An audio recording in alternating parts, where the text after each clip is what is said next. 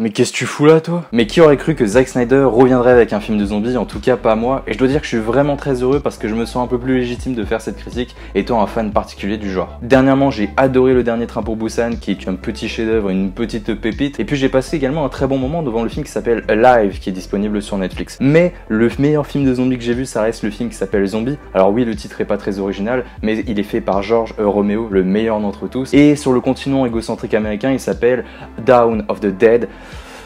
Ce qui est un peu plus la classe quand même.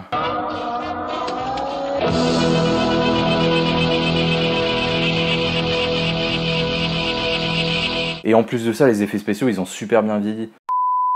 Et je suis obligé d'admettre, mais Army of the Dead est un film où l'on sent son réalisateur libre. Libre de créer ses propres personnages, libre de créer sa propre histoire, son propre univers, avec des péripéties qui lui sont également propres. Tout ça dans un monde où les zombies existent, qui va être à l'origine des péripéties qu'on va voir durant notre visionnage. Mais on va voir cette petite liberté qu'il possède, le réalisateur, ça peut également lui jouer des tours, alors restez bien accrochés à votre chaise.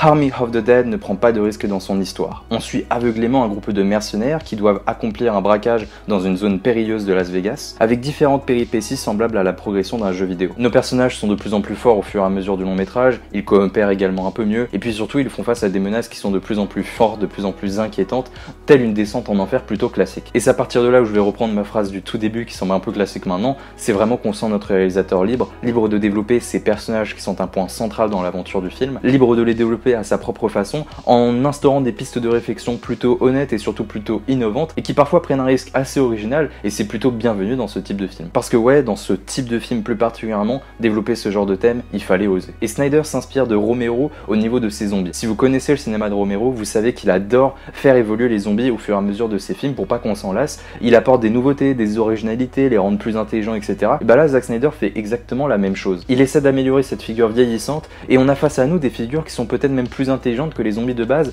Et je vais pas vous mentir, ça peut un peu dérouter. On a presque la sensation, sur certains passages, sur certaines scènes, qu'on est face à un véritable clan. On dirait presque les orques dans Warcraft tellement qu'ils s'organisent. Bon, j'abuse un peu, mais vous voyez où je veux en venir. Et il y a une scène à laquelle je pense où on a presque quelque chose de romantique entre ces figures. Enfin, c'est extrêmement touchant presque. Et c'est très déroutant en tant que spectateur parce qu'on a l'impression que c'est une autre espèce humaine qui habite à côté des humains. On n'a pas forcément l'impression que c'est des zombies. Mais à côté de ça, on a des scènes où on nous rappelle sans cesse que c'est des zombies. Et du coup, il y a cette espèce de contraste qui est très déroutant. Et je vais pas vous mentir, j'arrive pas à savoir si j'apprécie cet élément du film ou si je trouve que Snyder va beaucoup trop loin pour tenter d'améliorer cette figure vieillissante. En revanche, ce dont je suis sûr, c'est que l'œuvre est généreuse. Généreuse en scènes dantesques, en effets spéciaux et surtout en surprise. Le film sait qu'il doit respecter certains codes tout en apportant sa touche personnelle. C'est un jeu vidéo qui prend vie avec tous les aspects que cela suppose. Et la réalisation, elle est vraiment très particulière, parfois avec beaucoup d'effets de flou. Parfois, elle a des plans très aériens qui nous éclairent un peu sur la situation. Mais dans tous les cas, elle est au service de tous les aspects que concorde le film. C'est-à-dire qu'on aura certains passages horrifiques, certains passages d'action, certains passages qui servent à développer nos personnages. Et bah, toute la réalisation, elle concorde vers ce même point, développer tous les aspects du film. Et je suis obligé de le dire, mais ça marche du feu de Dieu, bordel de merde.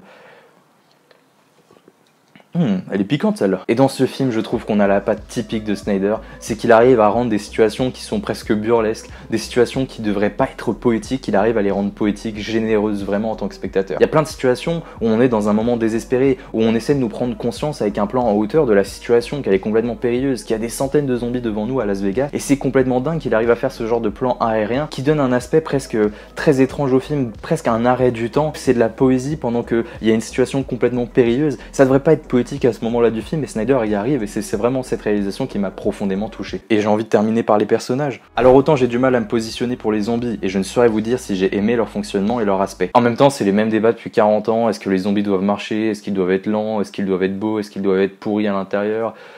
Zack Snyder s'en fout, il est comme en 2017 avec la France, les zombies sont en marche. En revanche, nos personnages sont plutôt bien développés, même s'ils y vont avec leurs clichés apparents. Évidemment, ils deviennent de plus en plus complexes au fur et à mesure de l'œuvre, en développant certains aspects qui sont parfois surprenants, mais ça reste des personnages qui sont là pour animer un film de zombies, et vous me l'accordez, c'est un peu plus important que le reste. Mais le film est tellement généreux, il a vraiment envie de vous prendre par la main, de vous faire passer un bon moment, et j'ai vraiment cette sensation en ressortant du film, parce que j'ai passé un bon moment, vous l'avez bien vu depuis le début de la vidéo, je suis quand même plutôt enthousiaste, mais vraiment ce film a quelque chose de complètement différent dans la filmographie de Snyder, je le trouve bien plus peut-être accessible tout en étant un peu déroutant. C'est vraiment pas une tâche, au contraire, je trouve que vraiment là son but c'est de vous divertir tout en essayant d'être un peu intelligent. Le film réussit son objectif. C'est un film à grand spectacle avec tout un tas d'idées qui sont mises ensemble, font quelque chose de très généreux, tout en ayant un réalisateur qui est extrêmement talentueux. Et si vous accouplez ces deux éléments, vous obtenez un bon spectacle pour vos spectateurs et peut-être même un chef-d'œuvre. C'était mes Romains, j'espère que vous avez passé un bon moment en ma compagnie. N'hésitez pas à vous abonner, à like la vidéo, à mettre des commentaires si vous êtes d'accord avec moi et n'hésitez pas à me dire ce que vous en avez pensé du film. Et puis on se retrouve bientôt, prenez soin de vous surtout, à la prochaine. Mouah, ciao bene les gars.